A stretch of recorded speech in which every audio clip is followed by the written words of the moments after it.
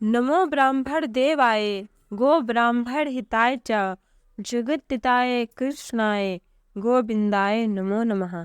जय श्री कृष्ण मित्रों, आज हम आपको कार्तिक मास के शुक्ल पक्ष में पड़ने वाली अष्टमी तिथि को गोपाष्टमी कहते हैं।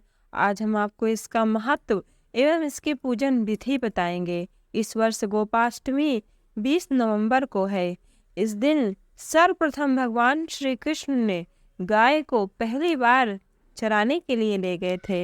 इस दिन भगवान श्री कृष्ण ने स्वयं अपने हाथों से गौ माता एवं गाय के साथ उनके बछड़े की भी पूजा की थी। तभी से यह मान्यता है कि गोपाष्टमी के दिन यदि विधि विधान से गाय का पूजन व सेवन किया जाता है तो गाय के शरीर में 24 कोटि देवी देवताओं का वास होता है। तो इस दिन गाय के पूजन करने से हमें 24 कोटि देवी देवताओं का आशीर्वाद प्राप्त होता है। गाय की पूजा करने से भगवान श्री कृष्ण प्रसन्न होते हैं और वो अपने भक्तों पर कृपा बरसाते हैं। इस दिन गाय की पूजा करने से घर में सुख, समृद्धि और शांति का वास होता है।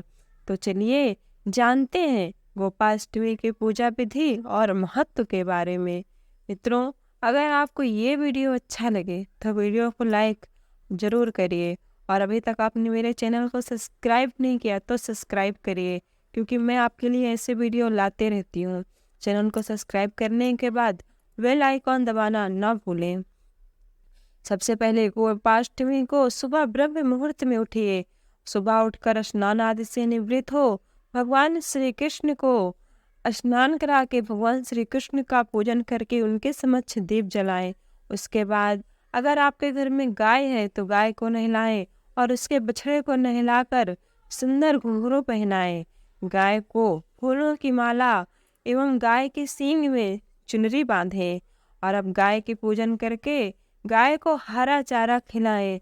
गाय को एक इंसान के खाने भर का, मतलब एक व्यक्ति के खाने भर का भोजन कराएं और उसके बाद गाय की परिक्रमा करें। गौधूली वेला में यानी सायं काल में फिर से गौ का पूजन करें और उन्हें गुड़, हरा चारा आदि खिलाएं। यदि आपके घर में गाय न हो तो किसी गौशाला में जाकर गाय का पूजन कर सकते हैं। आज के दिन यानी गोपाष्टमी के दिन गोकुल, मथुरा, ब्रिज और वृंदावन में गोपाष्टमी बड़ी ही धूमधाम से मनाई जाती है। हिंदू पंचांग के मुताबिक हर वर्ष कार्तिक मास के शुक्ल पक्ष की अष्टमी तिथि को मनाई जाती है। हमारे पंचांग और हमारे सनातन धर्म में गाय की पूजा को बहुत ही महत्वपूर्ण मनाते हैं। ऐसा मानते हैं कि गाय की पूजा हमें प्रतिदिन करना चाहिए।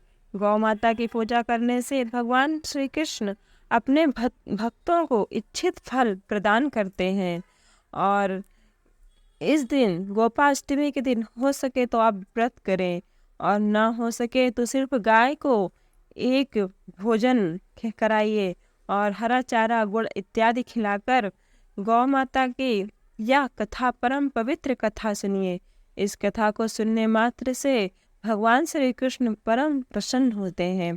तो आइए हम भगवान श्री कृष्ण के यह परम पावन कथा को सुनते हैं। जब भगवान श्री कृष्ण 6 वर्ष के थे तो एक दिन वो माँ यशोदा से कहने लगे कि हे माँ, हे मैया, अब तो मैं बड़ा हो गया हूँ, अब मैं बछड़े चराने नहीं जाऊँगा, अब मैं गौवे चराने जाऊँगा, क्योंकि मैं अब बड़ा हो गया हूँ। इस पर यशोदा माता ने नंद बाबा पर टालते हुए कहा कि अच्छा ठीक है, चले जाना, लेकिन एक बार अपने बाबा से तो पूछ लो। इस पर भगवान श्री कृष्ण नंद बाबा से जाकर कहने लगे कि अब मैं बछड़े नहीं बल्कि गाय चराने जाया करूँगा। नंद बाबा ने उन्हें समझाने की कोशिश की, लेकिन बाल गोपाल के हट के आगे उनकी एक न चली।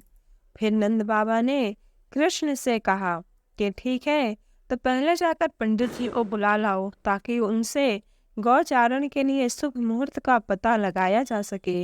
ये सुनकर बाल गोपाल दौड़ते हुए पंडित जी के पास पहुँचे और उनसे जल्दी जल्दी बोले कि चलो पंडित जी, आपको नंद बाबा ने गौचारण का मुहूर्त देखने के लिए बताया है, अगर आप आज का ही शुभ मुहूर्त बताएंगे तो मैं आपको ढेर सारा मक्खन दूंगा।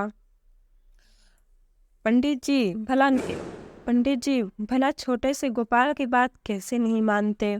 और वो क्योंकि श्री कृष्ण जी इतने मोहनी थे, इतने मोहक थे कि उनकी बातें सब कोई मानता था। इसलिए पंडित जी नंद बाबा के पास गए और पंचांग देखकर उसी दिन को, जैसे गोपाल ने बताया था, उसी दिन को उन्होंने गौचारण के लिए शुभ बता दिया। और साथ ही यह भी कह दिया कि आज के बाद से 1 साल तक गौचारण के लिए कोई शुभ मुहूर्त नहीं है। फिर तो नंद बाबा ने पंडित जी की बात पर विचार करते हुए बाल गोपाल को गौचारण की आज्ञा दे दी। तब से भगवान ने उसी दिन से गैया को चराने जाने लगे। जिस दिन से बाल गोपाल ने गौचारण आरंभ किया था, उस दिन कार्तिक मास के शुक्ल पक्ष की अष्टमी थे। भगवान द्वारा, श्री कृष्ण द्वारा उस दिन गाय चराना आरंभ करने की वजह से उसे गोपाष्टमी कहा गया। इस दिन जो गौ माता की पूजा करता है उसे भगवान श्री कृष्ण मनवांछित फल प्रदान करते हैं। जो भी भक्त इस कथा को श्रद्धा पूर्वक सुनता है उसे भगवान श्री कृष्ण एवं गौ माता का आशीर्वाद प्राप्त होता है। तो एक बार प्रेम से बोलिए जय श्री कृष्णा।